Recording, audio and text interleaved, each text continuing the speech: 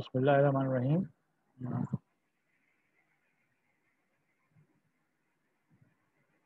I'll start talking about uh, infinite series that we started last time.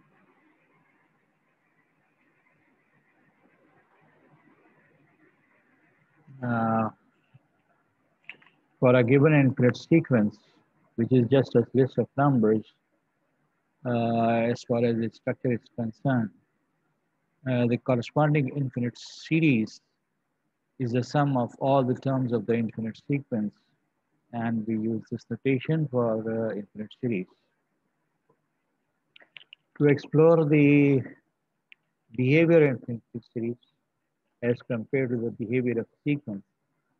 When we talk about behavior of sequence, we talk about whether the sequence has a limit as n approaches infinity. If it has a limit, it is unique and finite. If it is unique and finite, the sequence converges to that number, that limit. If the limit is multiple, there are multiple limits, or the limit is infinity, then the sequence is divergent.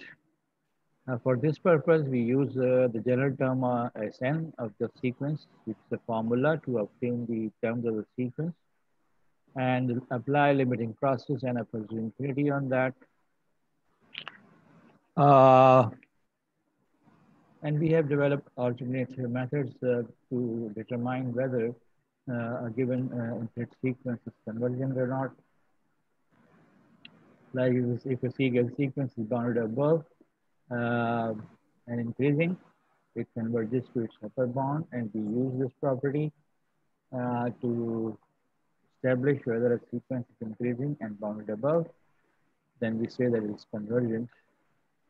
As far as the behavior of infinite series is concerned, our question is that we are adding an infinite number of real numbers together. The sum may be finite or infinite. If this somehow we can establish that the sum is finite, that the series is convergent. If the sum is not finite, or we can have multiple values of the sum, then we say that the series is divergent. To formalize a method of determining whether a given series is convergent or not, we, from the given infinite series, make a sequence of partial sums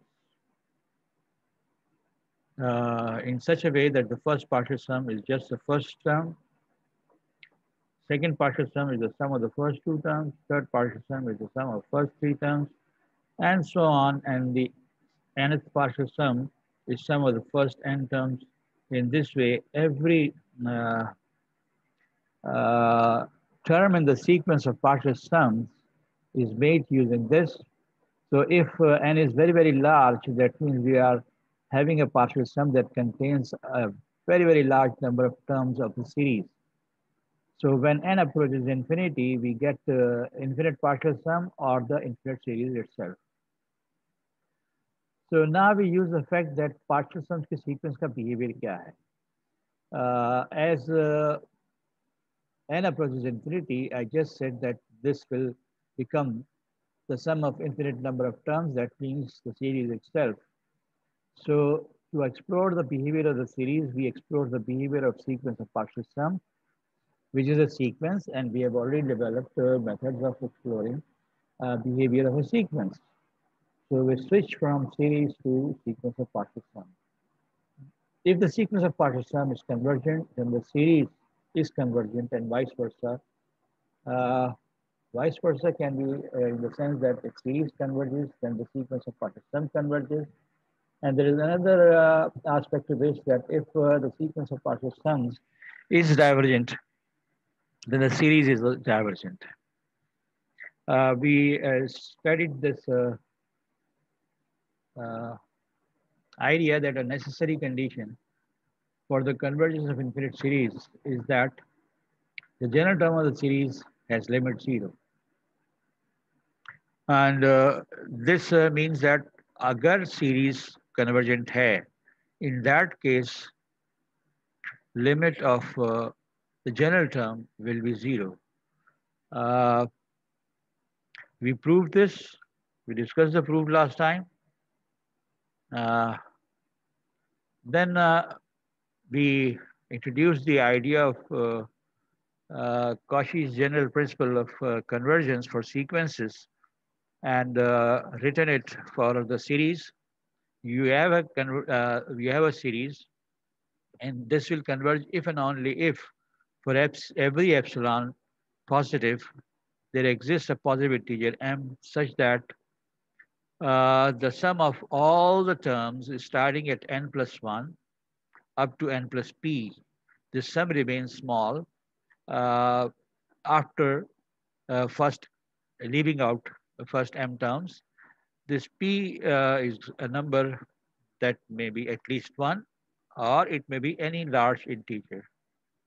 Now the message of this Cauchy's general principle for infinite series is that a series is going to be convergent if after m terms, uh, Sm plus 1 added to Sm plus 2 added to any number of terms of the C series, and this sum remains small, then the series has to be convergent. It's a two-way statement. If this condition is satisfied for any series, that series converges, and if a series converges, then this is satisfied. In some proofs and in some of the problems, we use respect to describe or explore the behavior of the infinite series. We considered these examples. One of them in which the general formula is n upon n plus 1. Now, as n approaches infinity, this general term converges to 1, which is not 0. So, according to this result, that if a sequence is convergent, the limit should be 0, this one. The limit of the general term should be 0. However, though this statement never says what happens if limit Sn approaches 0, the series is convergent or not. But if the limit is non-zero, the convergence cannot be there. Then by the theorem of this above, this series is not convergent. This general term approaching 0 is a necessary condition for the series to converge. Similarly, if you look at the series 1 upon n, इसकी general term की limit 0 है, मगर ये series convergent नहीं है. और to prove that, we have used Cauchy's general principle.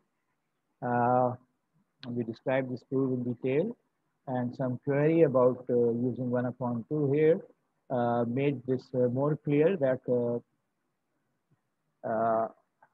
for series 1 upon n, we proved that after first few terms, you take the sum of any number of terms, 10, 20, 1,000, 1 billion, that sum always remains greater than 1 by 2. It is never less than small number, so it cannot be convergent. We also proved a generalized result.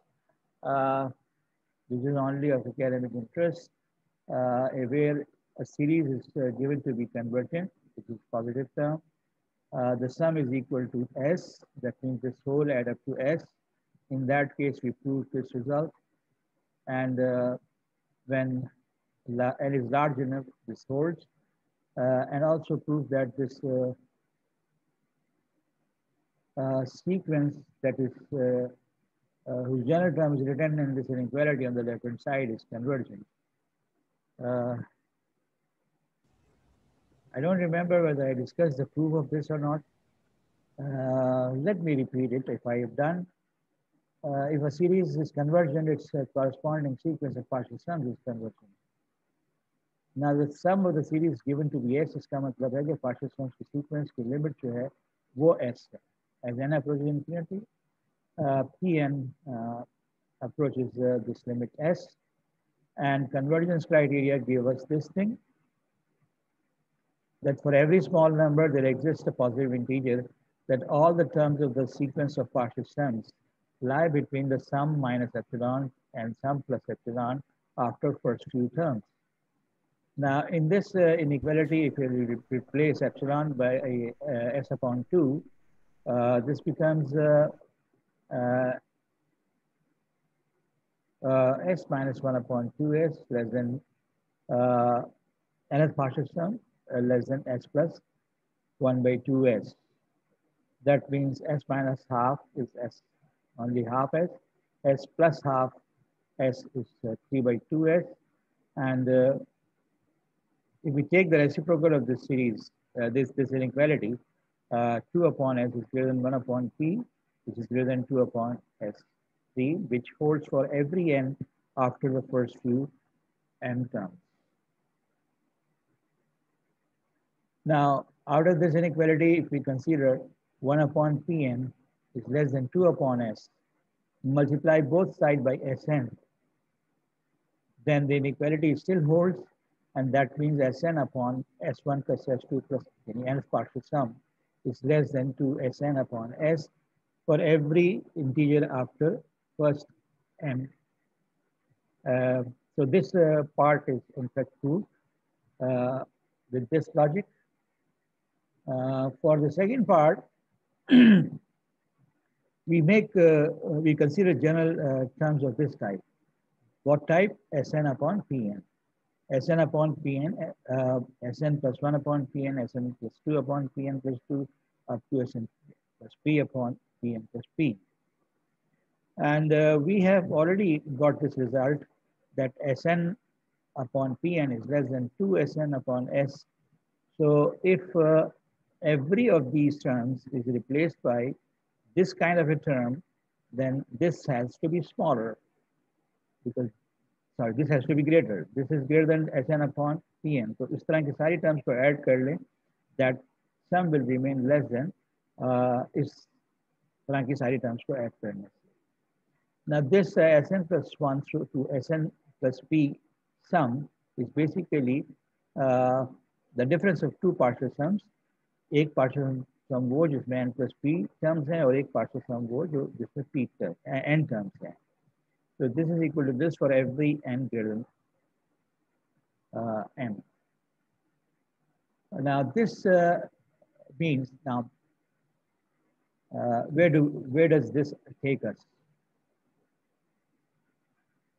We are given that the series is convergent to S. That means the sequence of partial sum is convergent to S, so that we can write this statement for sequence of partial sum.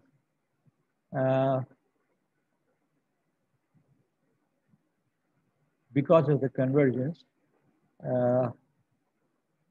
Pn plus P minus Pn is in fact representing this, which is according to Cauchy general principle, has to be less than some small number, and that small number is taken to be epsilon times s upon 2, and after a different number of terms. So we got this result epsilon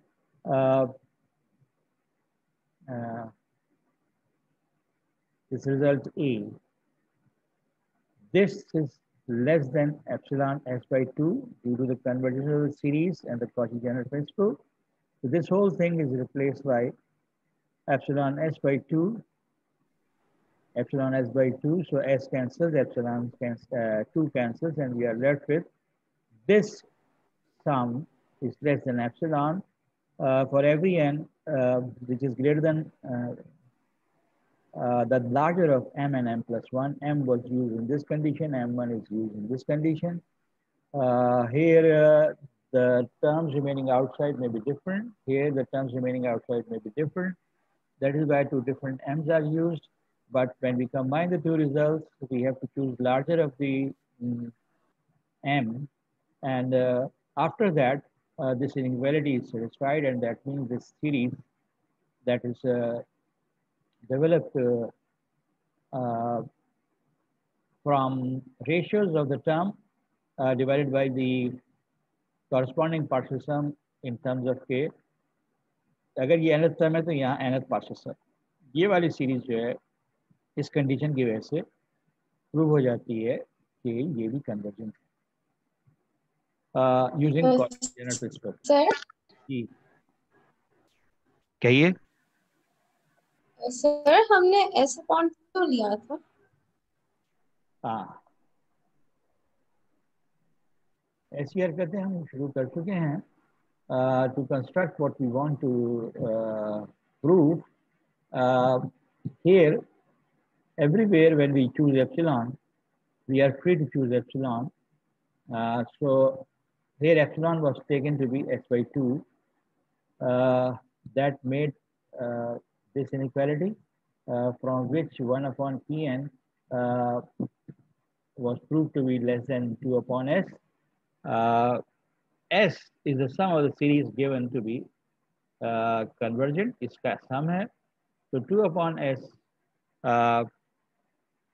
may be small enough, may not be small enough, but epsilon की choice जो है वो free है. जब epsilon की choice free है तो हम इस तरह के epsilon choose कर सकते हैं. इसकी वजह से epsilon has been replaced by 2 upon S and the sir तो argument. हमने एप्सिलॉन को ऐसा पॉइंट टू इसीलिए लिया था ताकि हम ये प्रूफ हाँ कंडक्ट कर। ये स्ट्रक्चर बन सके जो हमने ठीक प्रूव है सर। करना है. ठीक है इस चीज़ को तुम्हें नोट करना है कि किस तरह का वो क्यों किया गया. हमें यहाँ पे एस एन के साथ 2 अपॉन एन चाहिए, 2 अपॉन एस चाहिए था. तो कन्वर्जेंस की प्रॉपर्टी से एप्सिलॉन अवेलेबल हुआ. एप्सिलॉन अवेलेबल हुआ तो जो कुछ हमने बनाना है उसके लिए एस एप्सिलॉन को एस अपॉन 2 बना दिया और that lead to this result. And then later on जबकि सीरीज कन्वर्जेंट है एस पे तो यहाँ पे हमने कहा कि एप्सिलॉन की जगह हम एक नंबर ले रहे हैं epsilon s by two. S by two में भी स्मॉल और लार्ज बट एप्सिलॉन छोटे नंबर से मल्टीप्लाई होकर it will be reasonably small. And since here is there is a different small number हमने यहाँ पे terms remaining outside the neighborhood we are talking about वो different होंगी compared to what neighborhood we made here. So that is why a different number m chosen and the two conditions combined, the A and the current result combined together. And from there, we constructed a Cauchy-General principle idea, and this whole cancel out to give you a small number. So we will be doing things like ठीक this है sir. time and again. And this all is possible because of arbitrary choice of epsilon. It is a positive small number. Yes, in general we say as small as possible, but who says that it cannot be a reasonably large number? Still, if the left-hand side sum remains less than that, that is all right. But in one of the proof, we said that we came across that this kind of sum came out to be greater than 1 by 2 for every possible NNP. तो जब वो आ जाए तो वो Cauchy principle के against हो जाता है. Cauchy principle require this kind of a sum to be less than some number. And if somewhere we get this kind of sum greater than some number, whether it is 1 by 10 or 1 by 100 or 100 or 200, if we can prove that for every possible sum of this type, the result is greater than some number, तो Cauchy principle fail हो जाता है और convergence नहीं आती.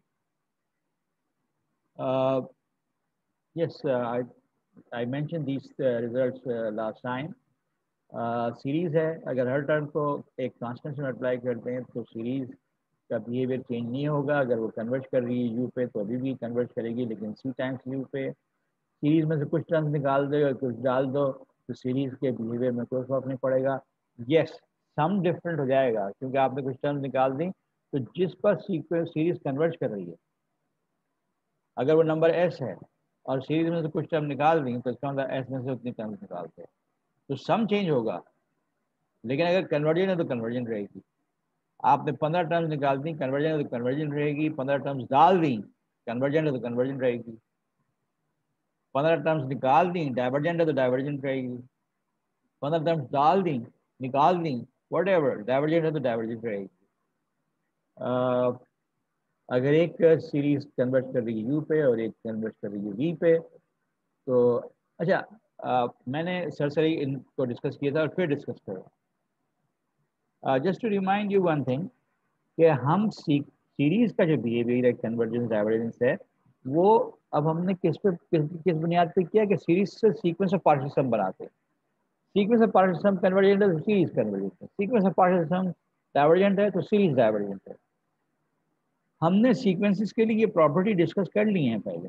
I suppose कि अगर दो सीक्वेंसेस कन्वर्जेंट हैं तो उनका सम भी कन्वर्जेंट होगा, अगर डाइवर्जेंट है तो उनका सम भी डाइवर्जेंट होगा, ब्ला ब्ला काइंड। दो सीक्वेंसेस कन्वर्जेंट है तो उनका डिफरेंस भी कन्वर्जेंट होगा। What if one series is convergent and one is divergent? What will be the sum, the behavior of the sum? I'm asking a thing which is different from this statement. मैं कह रहा हूँ एक sequence convergent है और एक divergent है, अब उनको ऐड कर लो तो क्या होगा? The some series definitely will diverge. तो कन्वर्जेंस सम सीरीज का या डिफरेंट सीरीज का सिर्फ उस सूरत में होगा जब दोनों सीरीज जो हैं वो कन्वर्जेंट हो। Somewhere we may use this kind of rule. So we are considering these theorems as rules. अगर एक सीरीज कन्वर्जेंट है तो हम उसकी टर्म्स की ग्रुपिंग करें ऑर्डर चेंज किए बगैर, तो it will remain still convergent. अच्छा, ये रिजल्ट हमने कन्वर्जेंस के लिए कहा है, डाइवर्जेंस के लिए नहीं कहा, और फौरन हमने एग्जांपल दी। ये सीरीज अल्टरनेटिंग 1 - 1 + 1 - 1 + 1 ये कन्वर्ज नहीं करती, क्योंकि when n is very very large we are not definite we will have the sum to be 0 or 1। देखो दो टर्म्स का सम 0 है, तीन टर्म का 1, 4 का 0, 5 का 1। अब मैंने इनको रीग्रुप कर दिया, अब ये कन्वर्जेंट नहीं थी, रीग्रुप करके 1 - 1 + 1 - 1 + 1 - 1, तो ये 0 पे जा रहा है सम। So we can force this series by rearranging terms to become convergent। मगर ये कन्वर्जेंट नहीं थी इसलिए हुआ। ये थ्योरम जो है वो कन्वर्जेंट सीरीज के लिए है कि उसकी रीग्रुपिंग करो ऑर्डर चेंज किए बगैर तो कन्वर्जेंट रहेगी, लेकिन अगर डाइवर्जेंट है और रीग्रुपिंग करके वो कन्वर्जेंट हो रही है तो दैट डजंट मीन कि वो कन्वर्जेंट है। इनफैक्ट ये रीग्रुपिंग जो है ये मेकिंग और रीडिजाइनिंग द सीक्वेंस सीरीज, कि आप दो दो टर्म्स को एक कंसीडर करके 0 + 0 + 0 + 0 + 0, but you remember 0 × infinity was an indeterminate form. जब आप लिमिट्स पढ़ रहे थे पिछले कोर्सेज में, इंडिटरमिनेट फॉर्म्स पढ़ी होंगी, infinity upon infinity, 1 to the power infinity, 0 into infinity, blah blah kind of thing, 0 upon 0, ये इंडिटरमिनेट फॉर्म्स हैं। तो यहाँ जो zeros infinite number of times add हो रहे हैं, there is an sort of an indeterminate form of limit. Then I think we had discussed this. A positive term series converges if and only if its sequence of partial sums is bounded above. If and only if, इसका मतलब है sequence of partial सम अगर converge कर रही है तो ये sequence of partial sum bounded above होगी। पॉजिटिव टर्म सीरीज है, इसकी सीक्वेंस ऑफ पार्शियल सम अगर बाउंडेड अबव है तो पार्शियल सम किस या कोई भी सीरीज अगर उसकी टर्म्स पॉजिटिव हैं तो उनसे पार्शियल सम्स जब बनेंगे तो वो हमेशा इंक्रीज करेंगे। u1 छोटा होगा, u1 + u2 बड़ा होगा, u1 + u2 + u3 और बड़ा होगा, इसका अंदर sequence of partial sums increase. तो अगर कन्वर्ज कर रही है सीरीज ऑफ पॉजिटिव टर्म्स तो बाउंडेड अबव होगी सीक्वेंस ऑफ पार्शियल सम्स की सीक्वेंस, और sequence of partial sums is bounded above है किसी पॉजिटिव टर्म सीरीज के लिए तो वो कन्वर्ज करेगी। It's a two-way thing. We assume that this is convergent, then sequence of partial sum convergence and converges to some number capital P. So सारी terms चूंकि positive हैं u की series की, इसका मतलब सीक्वेंस ऑफ पार्शियल सम जो है वो इंक्रीजिंग है। Convergence sequence of partial sums के converging to capital P means that neighborhood of capital P contains all terms of the sequence of part sum except first m. और ये logic हम last time discuss कर चुके थे.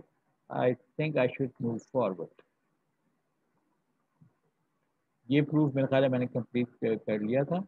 और इससे पहले हमने देखा था कि अगर सीक्वेंस कन्वर्जेंट है तो जनरल टर्म की लिमिट जो है वो 0 होगी. अब ये थ्योरम इसमें एक इजाफा कर रही है कि ये series is made a positive term, monotonic decreasing terms, यानी ये टर्म्स जो हैं इसकी सीरीज की छोटी होती चली जा रही हैं, एंड इज कन्वर्जेंट. तो जनरल टर्म की लिमिट 0 होगी. उसके अलावा जनरल टर्म को अगर n से, यानी un को n से, यानी u10 को 10 से और u100 को 100 से, इस तरह की जो सीरीज सीक्वेंस बनाऊं मैं, तो उसकी लिमिट भी 0. Now let us look at the proof. For the given series we use the Cauchy general principle, और यहाँ पे epsilon by 2 इस्तेमाल किया, and we consider that this is true for some number greater than p. P can be positive, can be any integer greater than 1. Now in this sum मैंने learning index जो है वो m को ले लिया है. Rather, I think I skipped this proof. Did I discuss this proof last time?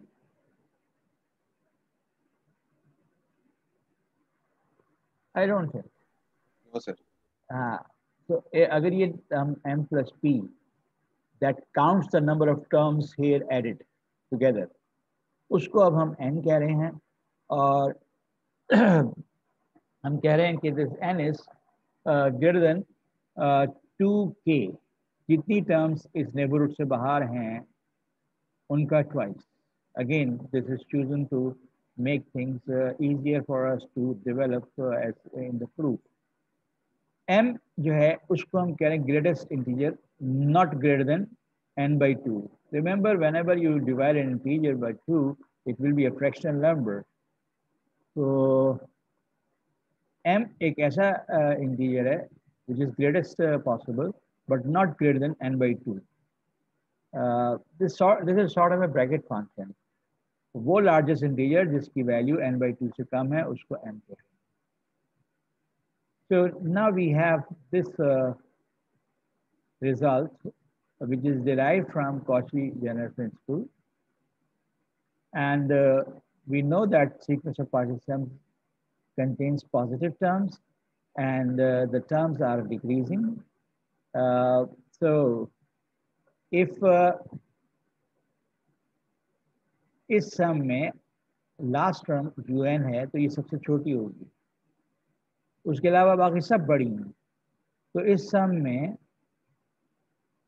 हर पिछली term बड़ी है. अगर इनमें से हर टर्म को un से रिप्लेस कर दिया जाए, these are total number of n minus m terms. तो इसका मतलब है यहाँ n minus m times un आ गया. un is the smallest of all these terms.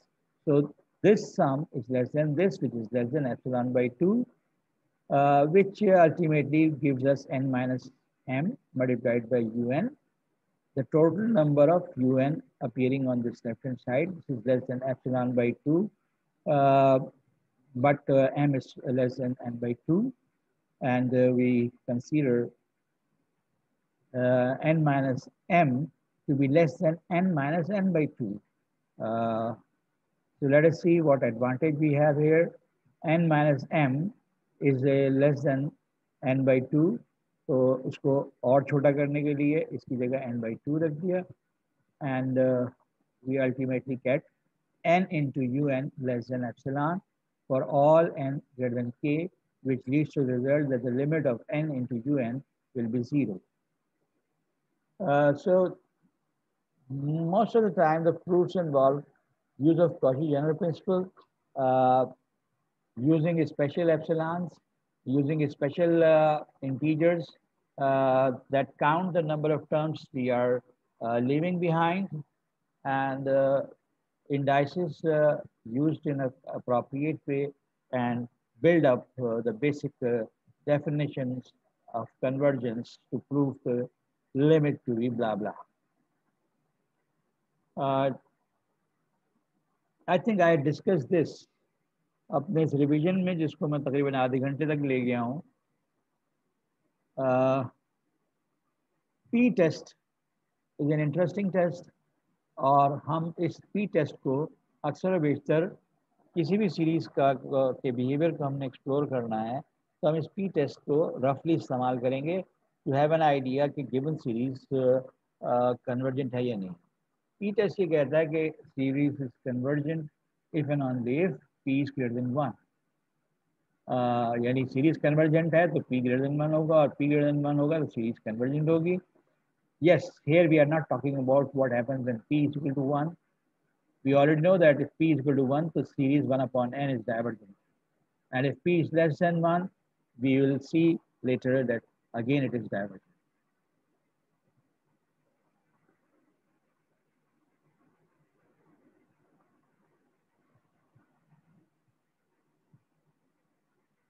Yes, I discussed this. Comparison test. I think we were here last time. There are different forms of comparison tests.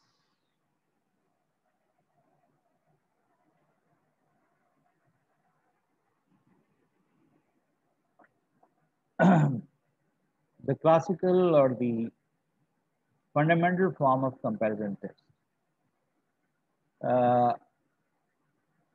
Stated here, we are talking about two infinite series. अच्छा ये सुस्ती की वजह से मैंने indices लिखना शुरू कर दिए हैं.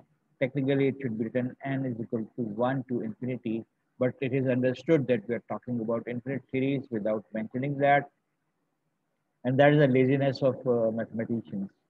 Compact notation, we know what we mean by this. Okay, I hope you also understand when I write this, it means an infinite series, another infinite series. Both are positive term series. And we choose some constant which is not 0.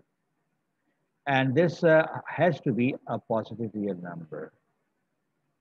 Such that for every n greater than or equal to m, यानी leaving out first few terms, अगर हमारे पास ये trend है, यानी इस series की हर term, इस series की हर कॉरस्पॉन्डिंग टर्म को k से मल्टीप्लाई करने के बाद ये इनइक्वालिटी होल्ड करती है.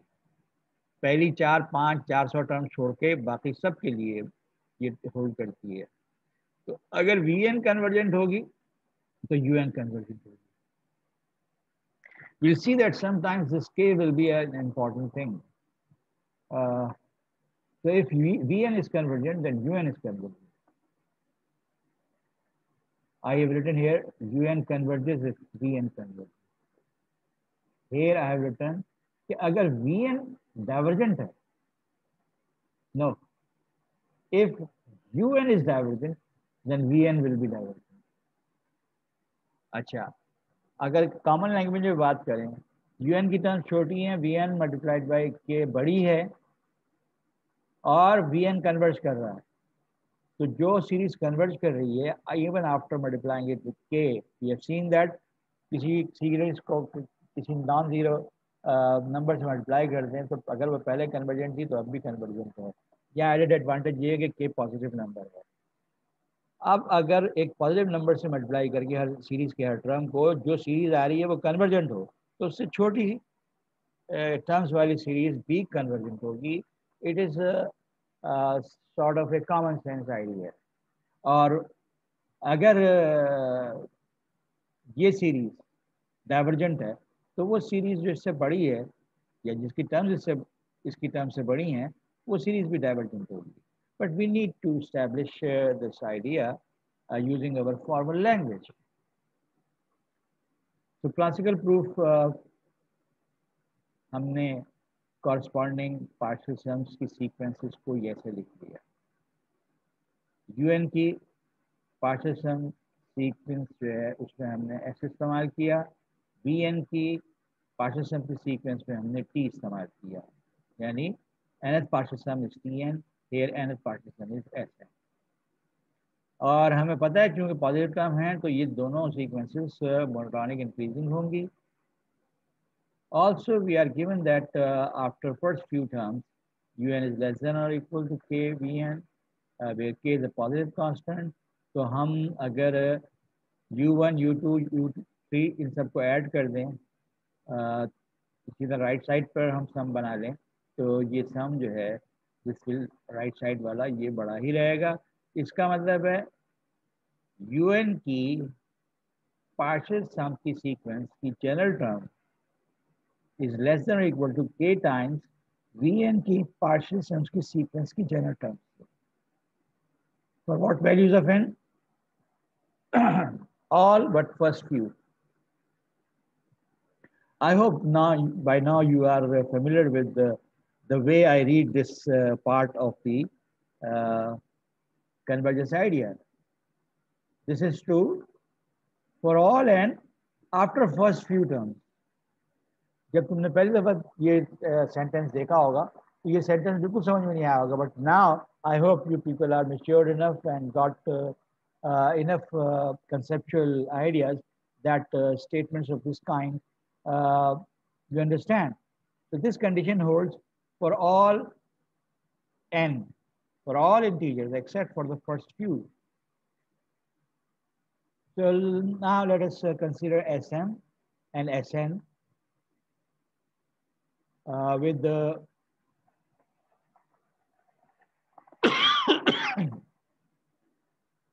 n being a larger integer, m being a smaller integer, and take the difference Sn minus Sm.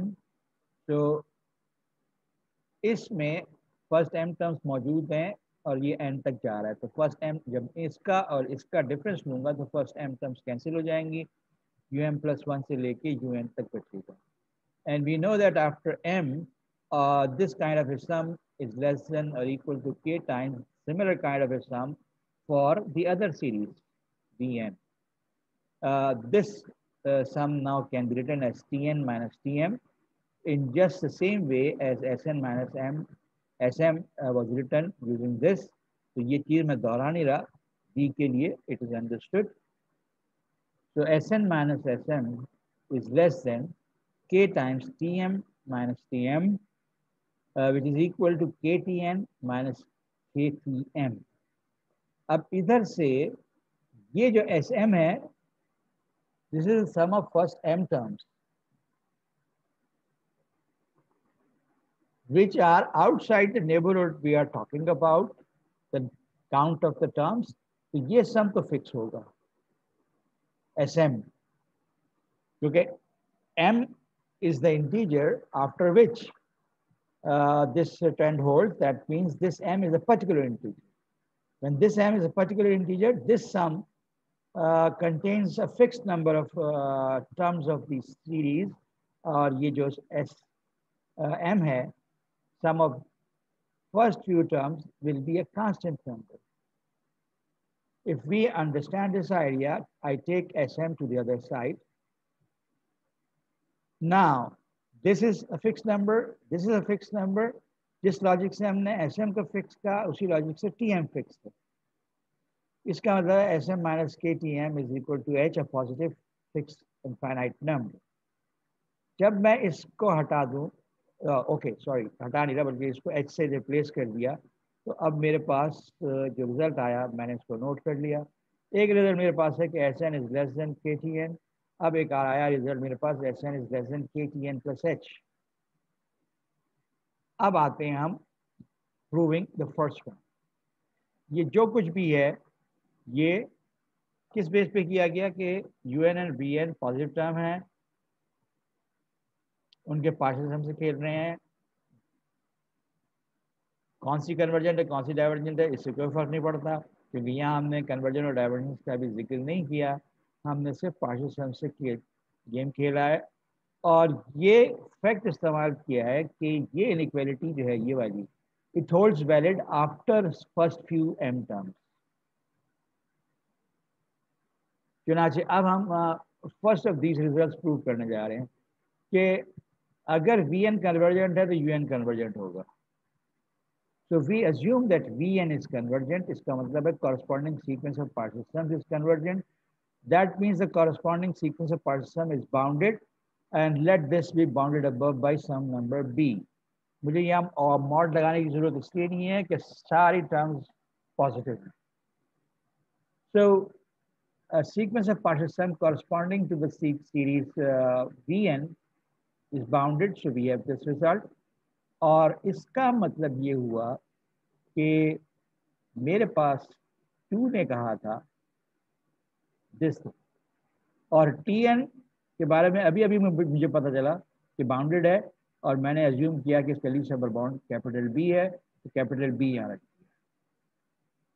अब instead of partial sum indicated by this index, अब हमारे पास एक नंबर है k B plus H which is a fixed number, and we see that for every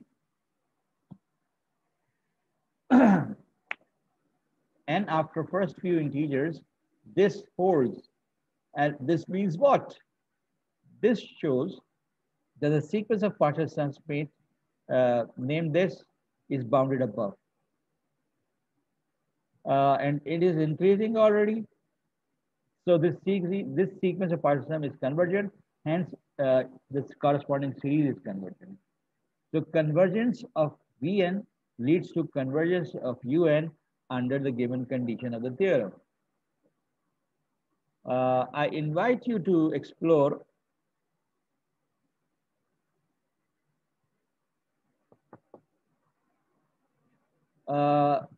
second part yourself. मैंने बहुत मुख्तसर steps में ये लिख दिया हुआ है. You try to understand it yourself. Very simple. अगर UN डाइवर्जेंट है तो पार्शियल सम्स की सीक्वेंस इसकी जो होगी वो डाइवर्जेंट होगी. डाइवर्जेंट होने का मतलब है after first few terms sequence की तमाम टर्म्स किसी बड़े नंबर से बड़ी होंगी, and so on. How the proof is built, I hope you can understand that. That finishes this discussion of this file, and here we have written other forms of comparison tests. Let me remind you, मैंने इसको कहा था fundamental form और basic form of comparison test. इसका purpose क्या है? इसका purpose ये है कि मैंने किसी सीरीज को एक्सप्लोर करना है कि वो कन्वर्जेंट है या डाइवर्जेंट है. अगर पी टेस्ट या किसी और तरीके से मुझे समझ में आया कि यार जिसको मैं एक्सप्लोर कर रहा हूँ वो कन्वर्जेंट है, तो मैं उसको कंपैरिजन के लिए कोई कन्वर्जेंट सीक्वेंस उठाऊंगा और देखूंगा वीएन टेस्ट, वीएन अगर कन्वर्जेंट है और वीएन की हर टर्म जो है यूएन की टर्म से बड़ी है तो यूएन भी कन्वर्जेंट होगी. This is the purpose of this. Alternate forms मैंने जिक्र किया. एक कहलाता है लिमिट फॉर्म, एक कहलाता है रेशियो फॉर्म. लिमिट फॉर्म में ये है कि अगर यूएन अपॉन वीएन की लिमिट निकालो और लिमिट एक फाइनाइट नंबर आ जाए कि जो कि जीरो नहीं है, तो इस सूरत में अगर वीएन कन्वर्ज कर रही है तो यूएन भी कन्वर्ज करेगी, अगर वीएन डाइवर्ज कर रही है तो वीएन भी डाइवर्ज करेगी. And this can be proof, the proof can be seen in the books and I can share. अच्छा ये बताओ किस किस ने किताब हासिल कर ली है?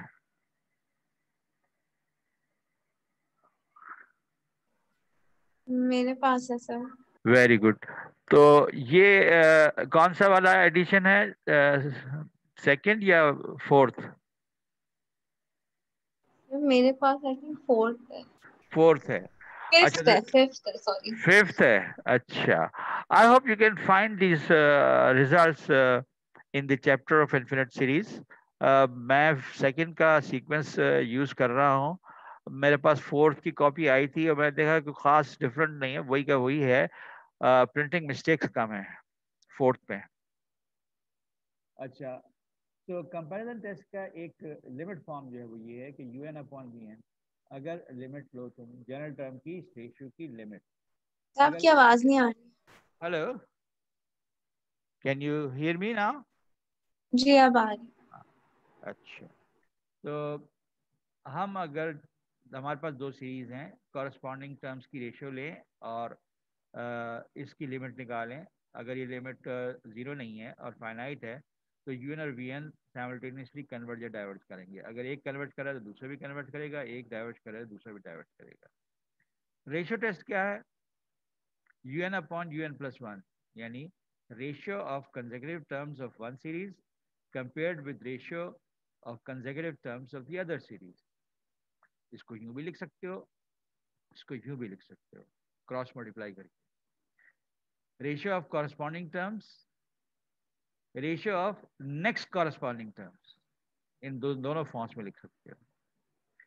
Now, if the ratio of consecutive terms of series U is greater than or equal to ratio of corresponding terms, uh, corresponding consecutive terms, तो फिर क्या होगा? अगर Vn कन्वर्ज कर रही है तो Un कन्वर्ज करेगी, अगर Un डाइवर्ज कर रही है तो फिर Vn भी डाइवर्ज करेगी। अच्छा, जरा इस पर गौर करें स्ट्रक्चर पे। कह रहा है कि Vn convergence,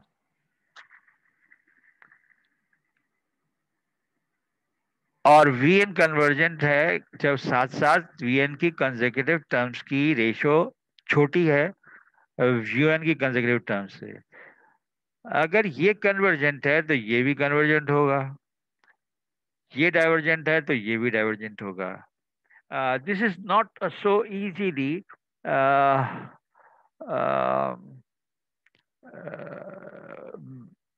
appeal your minds as easily the comparison test original form or the classical form appeals your mind.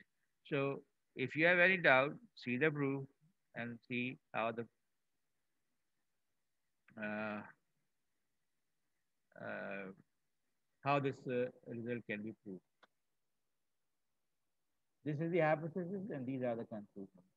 तो दो पार्ट्स होंगे प्रूफ के, एक में हम Vn को कन्वर्जेंट अज्यूम करेंगे और उसके बाद इससे करेंगे। Now, some examples and exercises. I begin from here. 1 upon n factorial convergent है, ये प्रूफ करना है। Here 1 upon 2 raised to power n is convergent. मैंने क्वेश्चन किया था कि क्या हमने प्रूफ किया या नहीं किया, और फिर ये मैंने रसल पैराडॉक्स का जिक्र किया था, जिसकी वजह से this is the sum of the steps that the insect take every time, 1 by 2, 1 by 4, 1 by 8, blah blah, and the sum cannot exceed 1, and this is indeed a convergent sequence. तो लिहाजा ये अगर मुझे ये समझ, मुझे प्रूव करना है कि कन्वर्जेंट है तो इसको कंपेयर करूंगा कन्वर्जेंस। अच्छा, यहाँ कंपैरिजन देखो, मैंने टर्म बाई टर्म लिखा है। n factorial is greater than 2 raised to power n। अगर n factorial n is equal to 1 लूँ तो ऐसा नहीं है, क्योंकि 1 is not greater than 2 power 1. n अगर 2 लूँ तो 2 factorial is 2, but 2 raised to power 2 is 4, तो अभी भी नहीं है।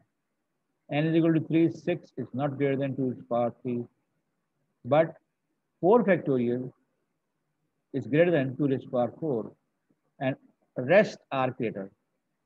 When n factorial is greater than 2 raised to power n, I take the reciprocal. 1 upon n factorial is less than 1 upon 2 raised to power n for every n greater than or equal to 4. तो basic comparison test कहता है कि चूंकि ये series convergent है, लिहाजा ये series भी कन्वर्जेंट होगी। That proves that series 1 upon n factorial is convergent.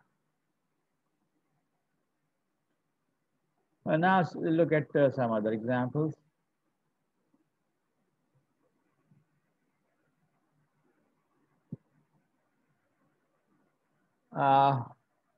We encounter such series in different situations.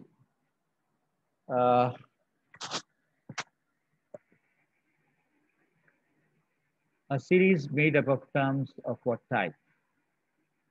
1 into 2 divided by 3 square into 4 square.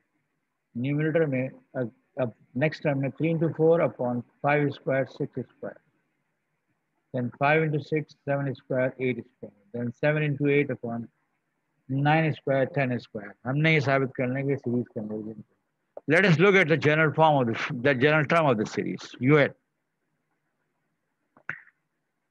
Numerator में प्रोडक्ट आ रहा है 1 3 5 7 ब्ला ब्ला, सो 2n minus 1. न्यूमरेटर में दूसरा नंबर आया 2 4 6 ब्ला ब्ला, दैट मीन्स 2n।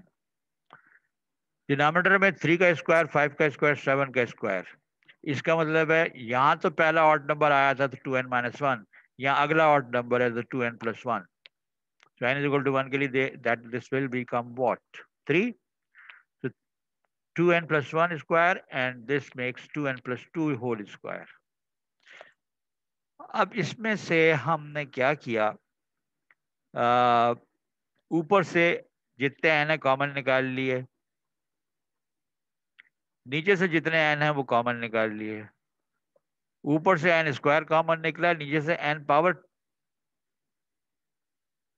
2 कॉमन निकला दो दफा, तो n पावर 4 बन गया। n power 4 n power 2 cancel हो गए, जो बचा 2 अपॉन n स्क्वायर, और बाकी सब कुछ देखो। When n is very very large, this will be small, very very small, this will be very very small, this will be very very small, and the rest of is constant and divided by n square. इसका मतलब है general term की behaviour जो है 1 upon n square है। अच्छा जी, इसका मतलब है कि ये सीरीज जो है जिसकी जनरल टर्म का behaviour when n is very very large is like 1 upon n square, इसका मतलब ये सीरीज कन्वर्जेंट होनी चाहिए। तो मैंने एक कन्वर्जेंट सीरीज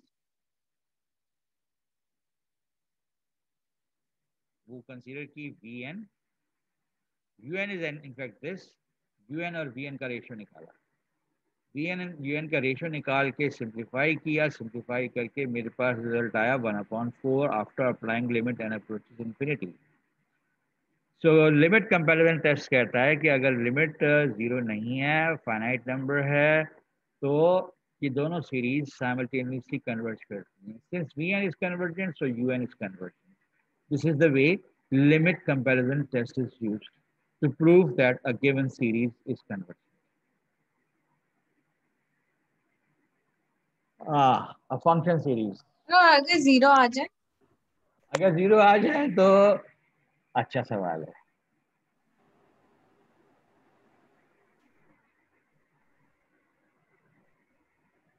ये स्टेटमेंट लिखा हुआ है, comparison test limit form.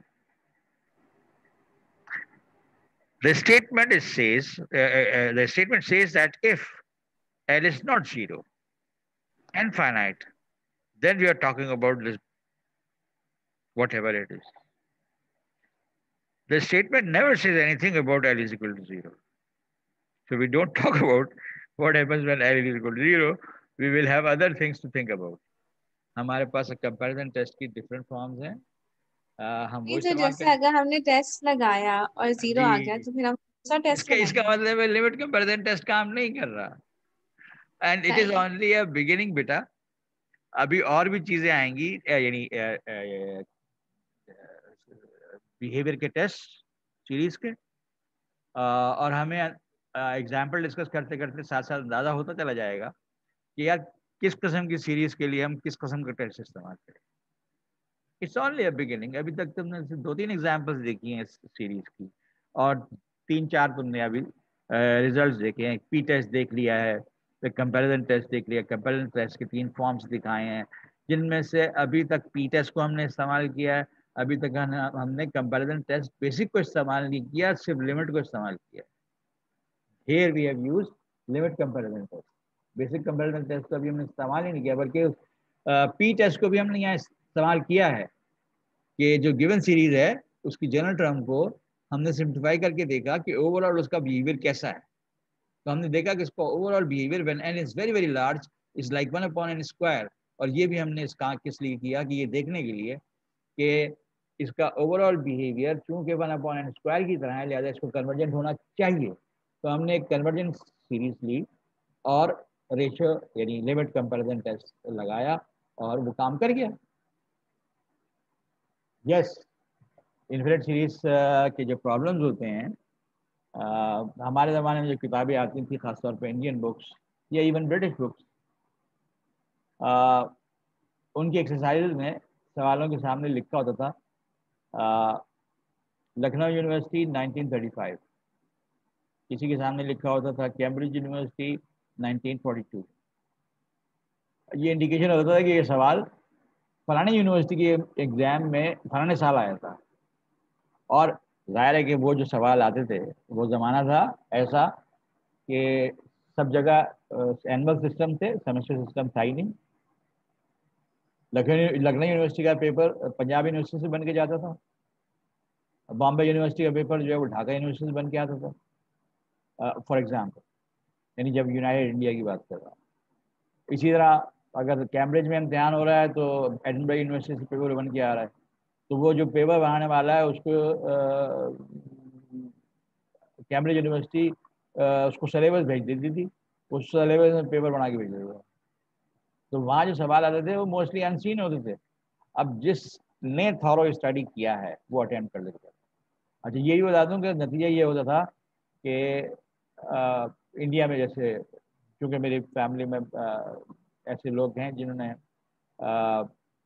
First half of the 20th century में यूनिवर्सिटी एजुकेशन हासिल की थी, तो उनके जो किस्से सुनता हूँ तो यही होता था कि फॉर एग्जांपल 1000 स्टूडेंट ने एमएससी मैथमेटिक्स का इम्तिहान दिया, तो रिजल्ट आता था 60 पास हो गए या 100 पास हो गए, इससे ज़्यादा पास नहीं होते थे।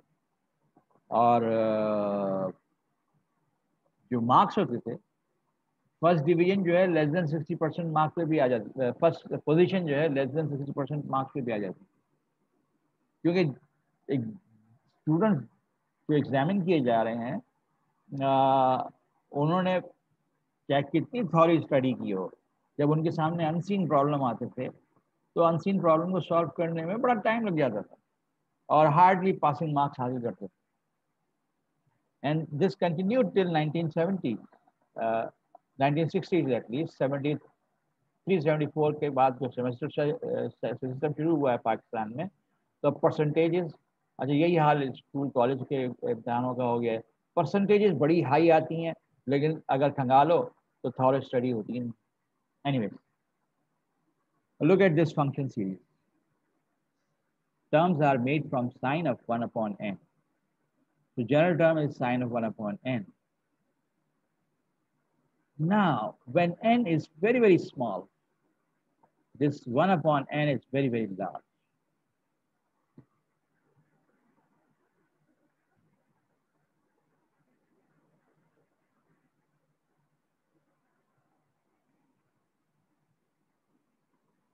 So if I consider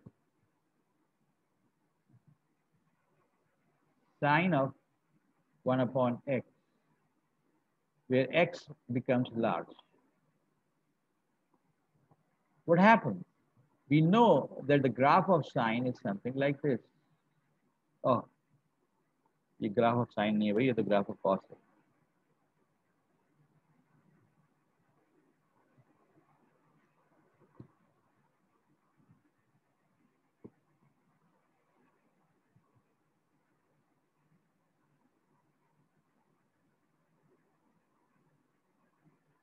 और ये साइन वेव चलती चली जा रही है. When x is very, very large, we know that the value of sine, whether it is sine of x or sine of 1 upon x, is less than or equal to 1. So what we are adding when we are talking about summation sine of 1 upon n, a number which is less than or equal to 1, every such term will contribute a number which may be basically from any number from -1 to 1. So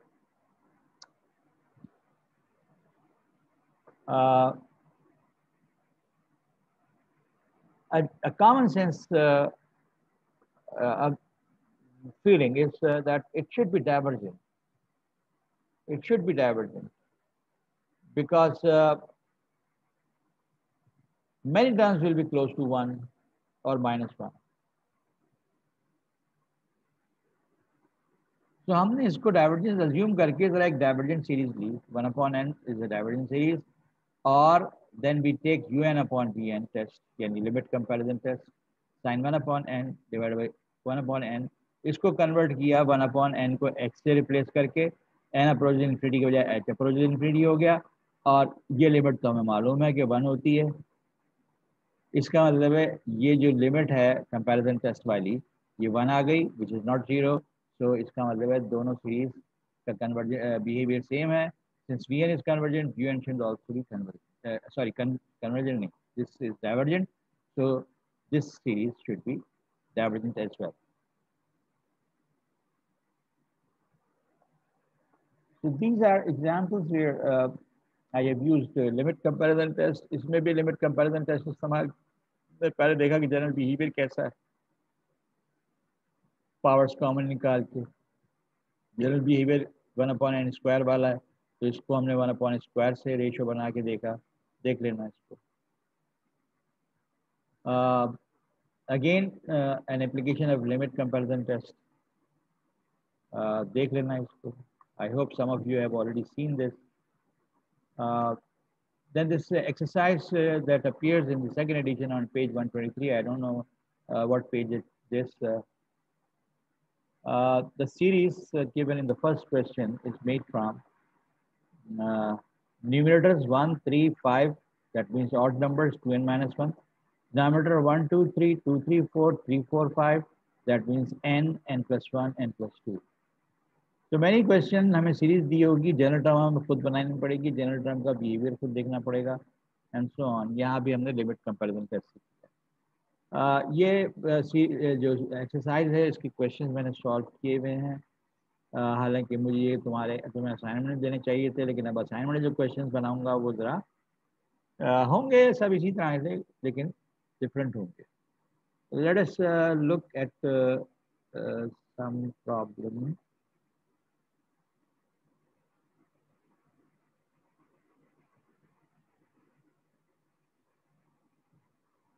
यहाँ भी limit comparison test इस्तेमाल किया है, यहाँ भी limit comparison इस्तेमाल किया है, यहाँ भी लिमिट कंपैरिजन इस्तेमाल किया है.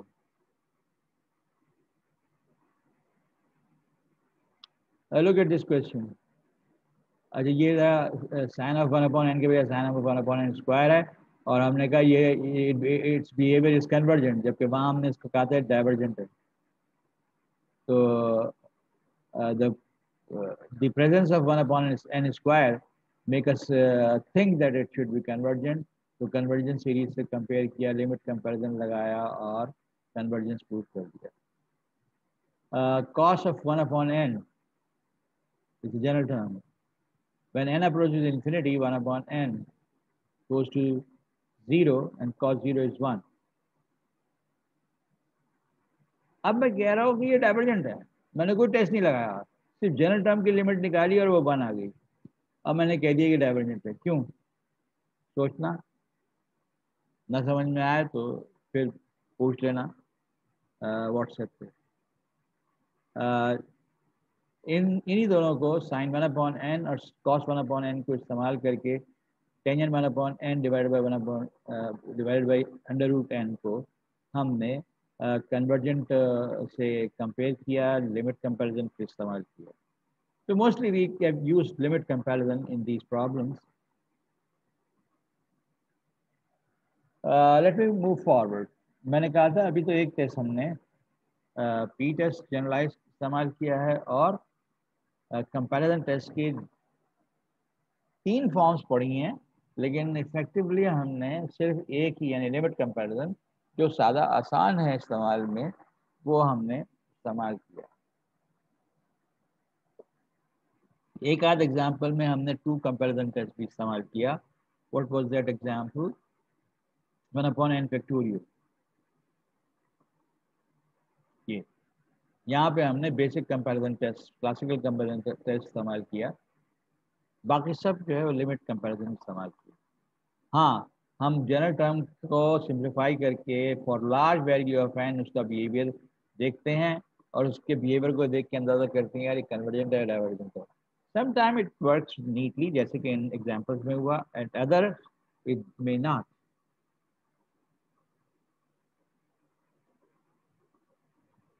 I hope you won't find any difficulty in understanding these questions.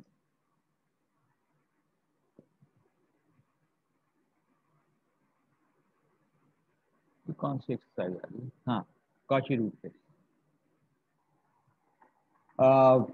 One of the frequently used tests, which is applicable in certain situations. We will learn in what situations this will be our savior for determining behavior of the given infinite series. ये कहता है कि general term की power 1/un ले लें. अगर उसकी limit तो फाइनाइट नंबर l है, तो सीरीज कन्वर्ट करेगी if l is less than 1, series divert करेगी if l is greater than 1. अब हमने यहाँ एक स्टेटमेंट दिया है कि अगर ये लिमिट 1 आ जाए तो टेस्ट फेल हो जाता है. ऐसे ही हम और टेस्टों में भी देखेंगे. Here there is a simple proof for the same. अगर l लेस देन 1 है तो consider Sn minus l less than epsilon for all terms except for the first few terms. इसको l minus epsilon l plus epsilon form में लिखा un raised to power n, और अब through out power n ले ली हमने. तो l minus epsilon raised to power n is less than un is less than Sn l plus epsilon raised to power n for all n except for the first few. और उसके बाद क्योंकि हमने l less than 1 लिया हुआ है, तो what we can say about l plus epsilon. अगर l लेस देन 1 है,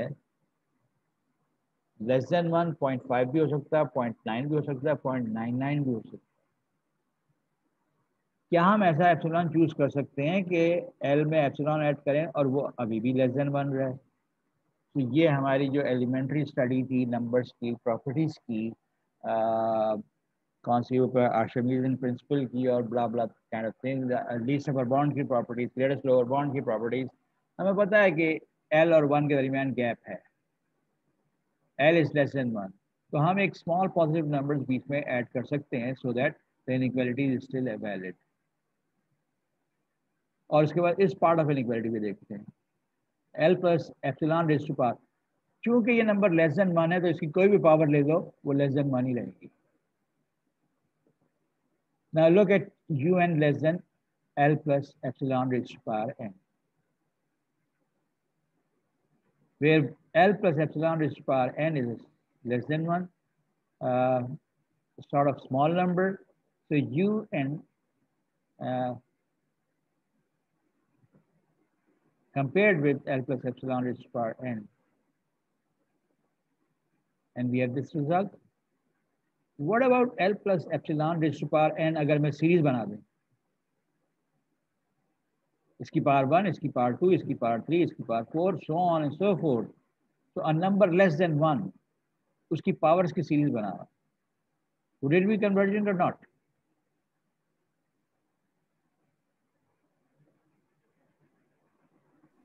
फिर वापस रिपीट कर. हाँ, मैं ये रिपीट कर रहा हूँ. मैं इस राइट साइड पे जो इस इनइक्वालिटी के l plus epsilon raise to power n है, वेयरएज हमने कहा कि ये नंबर लेस देन 1 होगा. n की वैल्यू 1 लूँ तब भी लेस देन 1 होगा, n की वैल्यू 2 लूँ तब भी लेस देन 1 होगा, n की वैल्यू 3 लूँ तब भी लेस देन 1 होगा.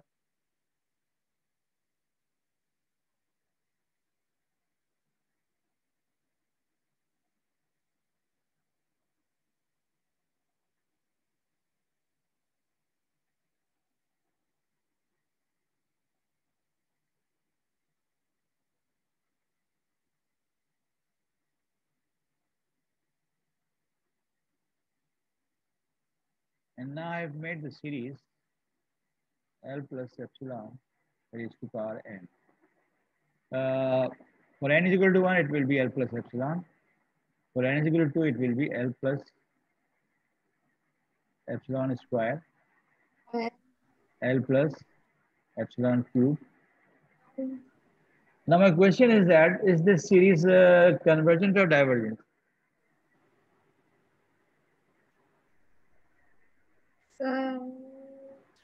Okay, let me show you your one of your old friends.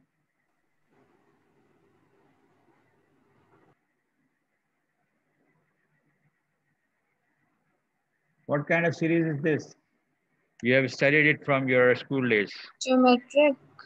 Huh? Geometric series. Common ratio is less than 1. When the common ratio is less than 1, the infinite geometric series का behavior क्या होता है? Converge. Converge करती है. That's it. So using this fact, we treat this as geometric series whose common ratio is less than 1. So this is convergent. और ये भी कि लेस देन 1 है तो जनरल टर्म की लिमिट जो है 0 आएगी. As well as this geometric series with r is equal to r less than 1. तो ये जो सीरीज है कन्वर्जेंट है, तो उससे जो कंपैरिजन बेसिक कंपैरिजन टेस्ट से यूएन भी कन्वर्जेंट होगी. So we have proved that we have positive term series whose limit is L. If L is less than 1, then the series is convergent. So we build up this result treating L plus 1, L less than 1, तो L plus epsilon less than 1. Divergence के लिए अब हम दूसरी part देखते हैं, L greater than 1. Series के statement का क्या कह रहा है कि अगर ये लिमिट ग्रेटर देन 1 आ जाए तो फिर सीरीज डाइवर्जेंट होती है. So when L is greater than 1, we can always find a number epsilon के L 1 से जितना बड़ा है इसके दरमियान एक नंबर है, वो सब्ट्रैक्ट कर दो, अभी भी ये 1 से बड़ा रहेगा. अब L माइनस एप्सिलॉन को मैं बीटा भी कह सकता हूँ, जैसे पहले मैंने R कह दिया था, R कहा था नहीं कहा था, R कहा था, अब के शुरू से बीटा कहते, beta greater than 1. Limit UN raised to power 1 upon n is equal to L का मतलब ये है, और अब के ये नेगेटिव वाला पार्ट को पावर n लगाया, L minus epsilon raised to power n is less than or equal to Vn. That means beta raised to power n is less than Vn. Now, since summation beta is a geometric series with r greater than 1 और r greater than 1 के लिए geometric series divergent होती है. जब ये series divergent है तो फिर UN भी divergent, which completes the proof of what we call Cauchy root test. So we reiterate that अगर हमारे पास UN raised to power 1 upon n है original series UN general term, हर जनरल टर्म पर की पावर 1 अपॉन n लें और limit एक फाइनाइट नंबर आ जाए जो कि लेस देन 1 हो तो कन्वर्जेंट, ग्रेटर देन 1 हो तो डाइवर्जेंट, 1 आ जाए the test is not giving us any result. So previously we had a situation in which अगर लिमिट 0 आ जाए तो टेस्ट हमें कोई रिजल्ट नहीं दे रहा. अब क्या हमारे पास एक टेस्ट ऐसा आया जो लेस देन 1 पे रिजल्ट दे रहा है, ग्रेटर देन 1 पे रिजल्ट दे रहा है, लेकिन 1 पे रिजल्ट नहीं दे रहा. और क्विकली उसकी कुछ examples. Look at this. 1 upon n is divergent, we know it. 1 upon n raised to power 1 upon n. ये लिमिट 1 है. क्यों है? ये मैंने आपको थोड़ा सा करके दिखाया है, देख लीजिए. जबकि 1 upon n square is convergent, ये लिमिट भी 1 है. So we don't get a result from Cauchy root test for this and this. क्यों? Cauchy root test कहता है L is equal to 1 पे फेल होता है. तो ये डाइवर्जेंट है मगर टेस्ट फेल हो जाता है, हमें कुछ नहीं बताता. ये भी ये कन्वर्जेंट है मगर टेस्ट फेल हो जाता है, हमें कुछ नहीं बताता. फर्दर अगर मेरे पास Cauchy root टेस्ट में लिमिट 1 आ जाए तो इसका मतलब 1 माइनस एप्सिलॉन 1 प्लस एप्सिलॉन के दरमियान फंसा हुआ UN raised to power 1 upon n for every n after first few terms. दोनों साइड्स पे पावर ली. अब ये ज्योमेट्रिक सीरीज है with r less than 1. Okay, ये ज्योमेट्रिक सीरीज है विद r लेस देन 1, तो ये कन्वर्जेंट है. कन्वर्जेंट से बड़ी सीरीज जो है उसके बारे में कुछ कंक्लूड ही नहीं कर सकता. 1 plus epsilon raised to power n ये भी ज्योमेट्रिक सीरीज है लेकिन r ग्रेटर देन 1, इसका मतलब डाइवर्जेंट है. डाइवर्जेंट सीरीज से छोटी सीरीज के बारे में मैं कुछ ले ही नहीं सकता. दैट इज कंपैरिजन टेस्ट इस्तेमाल नहीं हो रहा.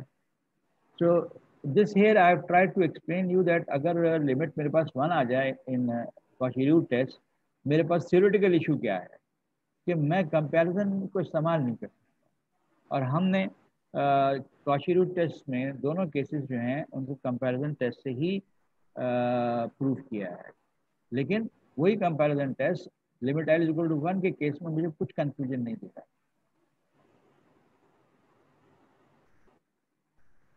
Look at this example, 1 plus 1 upon root n whole raised to power minus n raised to power 3 by 2. General term is this, which should be written as this, और इसकी power 1 upon n ले लीजिए.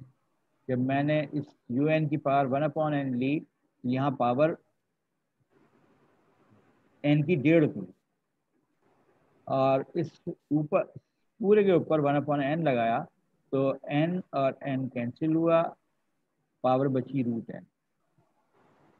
Now this limit as n approaches infinity is known to be base of natural log. Basic result क्या है इसका, इस limit का?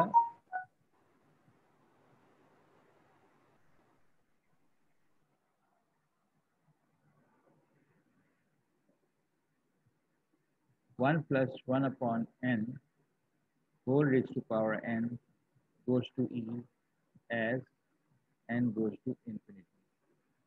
इसी तरह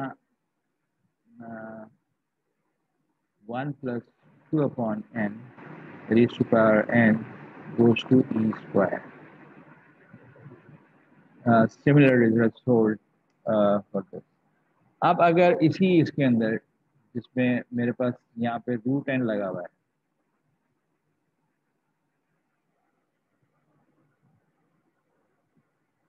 it doesn't make any difference कि यहाँ पे n हो या root n. So we know this result, and this result is used here, that denominator approaches the epsilon base of natural log 1 upon e, and I hope you remember the value of e is something like 2.71. So 1 upon e is less than 1. Less than 1 होने का मतलब है Cauchy-Reuth test के हिसाब से ये conversion. Let us look at the next test. The Lambert's ratio test. कल किसी ने एक सवाल किया था जब मैं सीक्वेंसेस के रेशियो की, सीक्वेंस के कंसेक्यूटिव टर्म्स की रेशियो की बात कर रहा था in the study of sequences, तो somebody recall के सर ये वो रेशियो टेस्ट की तरह का है. तो अब आया है ratio test, and ratio test is for series.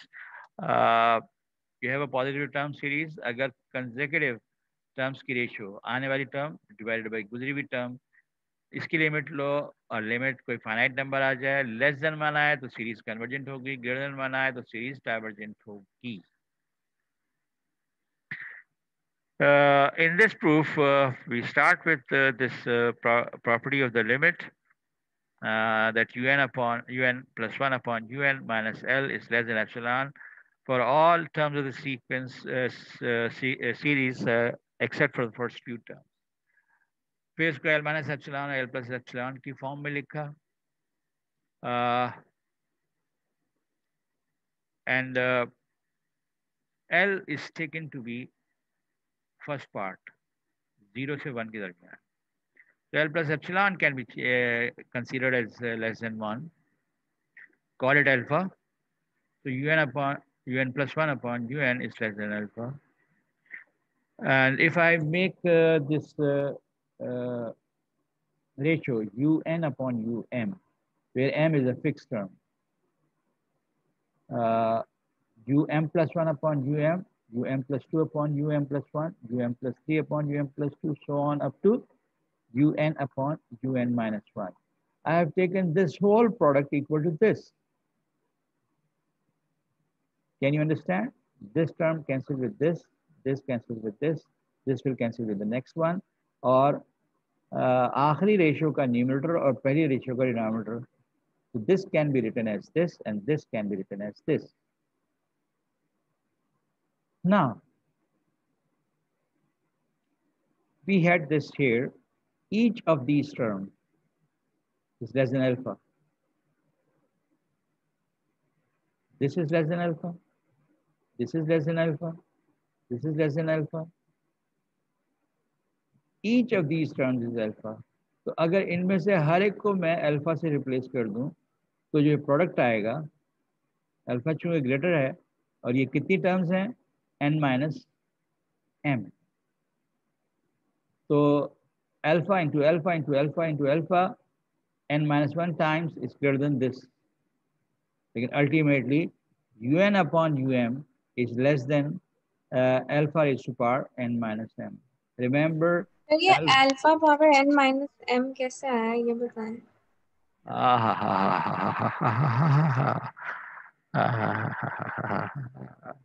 अभी बताता हूँ,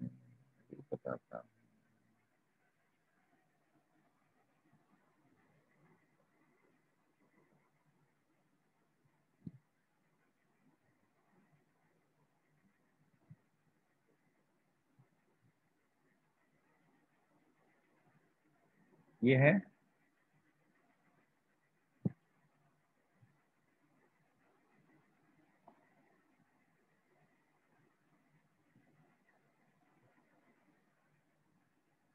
this was L plus epsilon.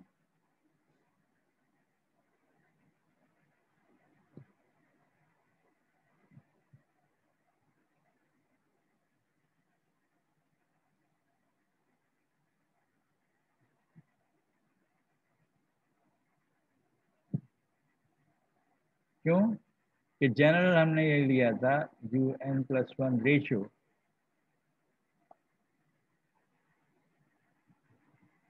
Less than L plus epsilon greater than L minus, इसको हमने अल्फा कहा, L was लेस देन 1 और हमने कहा था L plus epsilon जो है वो भी लेस देन 1। अब जरा ये जो चीज़ें लिखी हुई हैं इन सब को आपस में मल्टीप्लाई करो, मल्टीप्लाई करने से पहले काउंट करो 1 2 3 so on.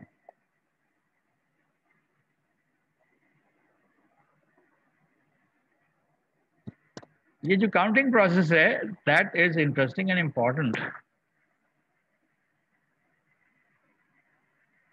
The index here is n. The index here is what?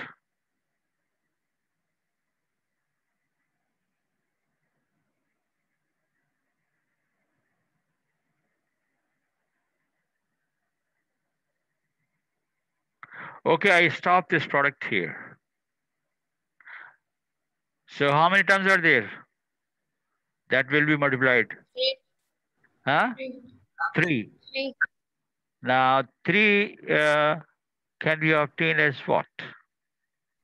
Can be counted as what? 1 2 3. Okay. Now your question is that this number, मैं ये कैसे कह रहा हूं कि ये जो काउंट है यहाँ से लेके यहाँ की टर्म का वो n माइनस एम है, और आपका सवाल भी यही है, ठीक है ना।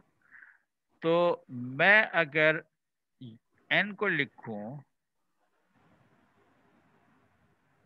m की टर्म्स में तो 1 1 2 3 4 so on, then it should be what?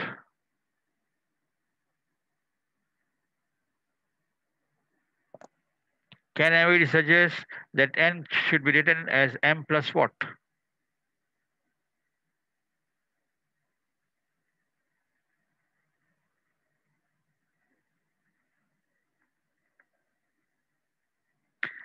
इतना तो सोचना पड़ेगा।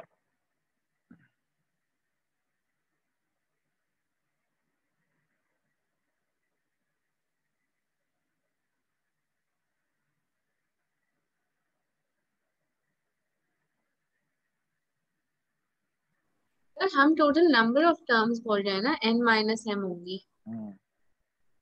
हाँ,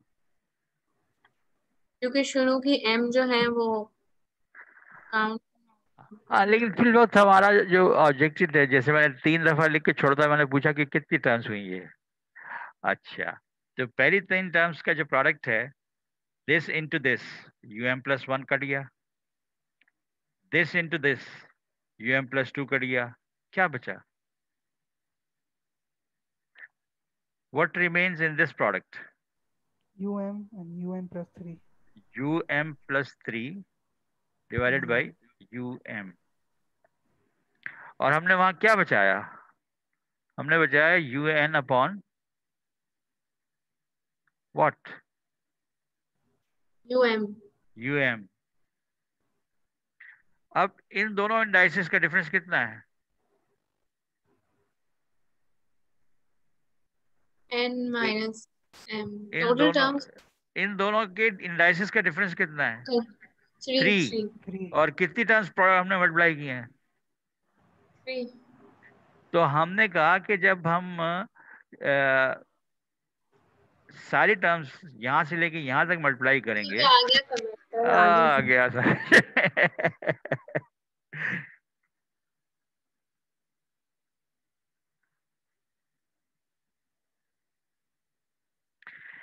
So that is why alpha raised to power n minus 1 and n minus m. So is un upon um which is less than this, नीचे का um उठा के right side पे ले आओ, तो un is less than um which is a fixed term of the series into alpha raised to power n minus m for all n greater than or equal to m, where alpha is l plus epsilon which is less than 1. अब इनमें से जो fix चीज है उसको अलग कर दो, um upon alpha raise to power m fix अलग हो गया, खाली अल्फा जो है रेज़ टू पावर m ये जनरल टर्म है एक इनफिनिट सीरीज की जिसमें अल्फा की वैल्यू लेस देन 1 है, लिहाजा ज्योमेट्रिक है। जब ज्योमेट्रिक सीरीज है तो वो लेस देन 1 कॉमन रेशियो के साथ है, तो ये कन्वर्जेंट है। जब ये कन्वर्जेंट है, उसको एक कांस्टेंट नंबर से मल्टीप्लाई किया और un उससे भी कम है, तो इसका मतलब हुआ कि un भी कन्वर्जेंट है। Few lines that complete the argument and I hope you understand. असल खेल वही था इस काउंट का। Rest is just to show you that on one side we have geometric series with common ratio less than 1, लिहाजा ये convergent है, multiplied by a constant, लिहाजा un is convergent due to basic comparison test, simple comparison test. इसी तरह L minus epsilon के साथ जो काम किया इसको अब आप खुद समझ लीजिएगा। In which case you have here a geometric series whose common ratio is greater than 1. This is a fixed number. This is step already explained. क्यों ये n minus m 1 times आ रहा है, and that completes the proof for ratio test. And last few words about ratio test. Again, हमारे पास 1 upon n is divergent, but un upon un plus 1 upon un जो कि ratio test की चीज है, un is 1 upon n plus 1 into n, so 1 upon 1 plus this goes to 1, so ratio test is not providing us result about a non-divergent series. Similarly, non-convergent series again have this ratio approaching 1, and ratio test cannot give us a result. One example for divergent and one for convergent, in which case the ratio test fails. Although we have established the divergence of this series and the convergence of this series using more primitive methods already. Now some examples. And this is an example in which एक extra चीज जो है वो बीच में आ रही है. The series is n square minus 1 upon n square plus 1 into x, where x is a positive number. The general term is n square minus 1 upon n square plus 1 into x. The next term will be n में n plus 1 रख दो तो ये सब बन जाएगा into x. This here is a mistake. This x has to be raised to power n plus 1. नहीं, क्यों n plus 1? फिक्स x है ना, तो इसमें तो इंडेक्स नहीं है, तो अच्छा ठीक है ये x ही रहेगा. यहाँ पे गड़बड़ की है. ओए होए, सारी गड़बड़ कर दी इसमें।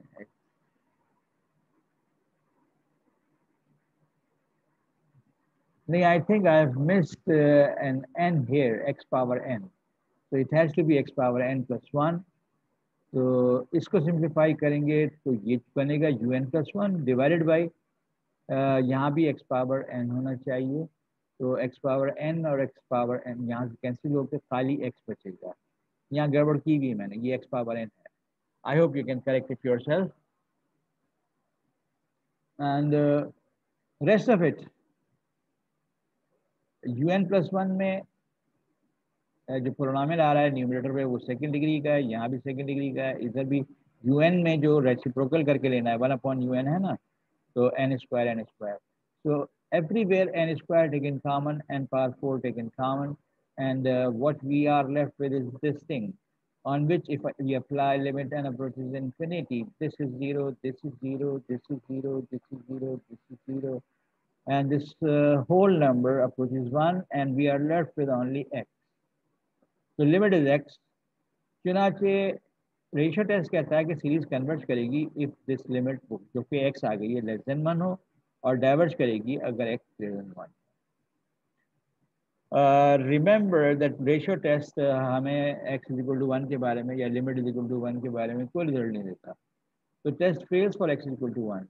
तो अगर मैं ओरिजिनल सीरीज में x इज इक्वल टू 1 ले लूँ, that is n square minus 1 upon n square plus 1, तो मेरे पास n स्क्वायर कॉमन लेने से ये आ जाता है। जनरल टर्म की लिमिट लेने से 1 आ जाता है, क्योंकि ये 0 नहीं है। कन्वर्जेंट सीरीज होती तो ये 0 और लिमिट आनी चाहिए थी जनरल टर्म की लिमिट। जब जनरल टर्म की लिमिट 0 नहीं है तो फिर ये सीरीज डाइवर्जेंट है for x is equal to 1। चुनांचे ओवरऑल जो हमें सीरीज दी हुई थी, that is convergent when x is less than 1 but divergent when x is greater than 1 as well as equal to. तो जिस पॉइंट पर टेस्ट फेल हो रहा है x limit is equal to 1 पे, उस पर हमने कुछ और टेक्निक इस्तेमाल कर ली। जनरल टर्म की लिमिट निकाल के देखी 1, इसका मतलब when n is very very large, terms जो है 1 प्लस 1 प्लस 1 प्लस 1 होती चली जा रही है, लिहाजा ये कन्वर्ट नहीं कर सकता, डाइवर्ट कर रहा है सम। So this was the first case जिसमें के where a limit is evaluated and for one particular value of the limit we don't get a result. Another test, Rabi's test. I leave this for your own exploration. un upon un plus 1 minus 1 into whole into n. अगर इसकी limit l आती है greater than 1 तो convergent, less than 1 तो divergent, और l is equal to 1 पे test fail हो जाता है। Explore the proof yourself and these examples also. This exercise जो मैं शेयर कर चुका हूँ आप लोगों से, रेबीज टेस्ट के फौरन बाद जो एक्सरसाइज आ रही है उसके कुछ प्रॉब्लम्स सॉल्व किए हुए मैंने। मुझे सारे प्रॉब्लम सॉल्व नहीं करने चाहिए थे, कुछ आपके लिए छोड़ देने चाहिए थे। I think you people can explore these questions yourself। कहीं काटा पीटी नजर आ रही है। So even when we sit to solve this problem, if the mind is fresh and happy, we are able to solve the problems easily. But at times that becomes very difficult and we are not able to solve them. Last part of infinite series that I want to discuss is about some other tests जिनमें से मैं कुछ छोड़ दूंगा। Cauchy integral test मुझे discuss करना है, that I'll discuss next time. I'll start my lecture from Cauchy integral text next time. उसके बाद एक एक्सरसाइज है जो मैं इंक्लूड करूँगा, and the last topic will be series with arbitrary terms, that means plus minus alternating series. That will terminate our discussion on infinite series.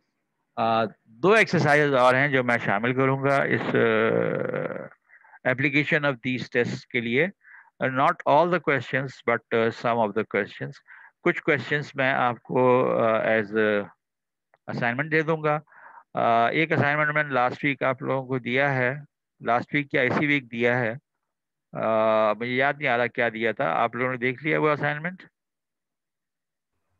Ji Yes, सर। I hope that will not be difficult, but series पे जो assignment है that will a bit more difficult. मुझे अगर Saturday को time मिल गया तो मैं लेक्चर रिकॉर्ड करूंगा इस पार्ट पे जो मैंने अभी बताया आपसे, एट अराउंड 6:30 PM। जो अटेंड कर सकता है वो अटेंड कर ले, बाकी सब रिकॉर्डिंग देख लीजिए। जैसे अभी भी हमारे पास सिर्फ 7 अटेंडेंस हैं, बाकी सब लोग रिकॉर्डिंग देखेंगे। So I think that is sufficient for today. मैं भी थोड़ा थक गया हूँ। First of all let me stop the recording.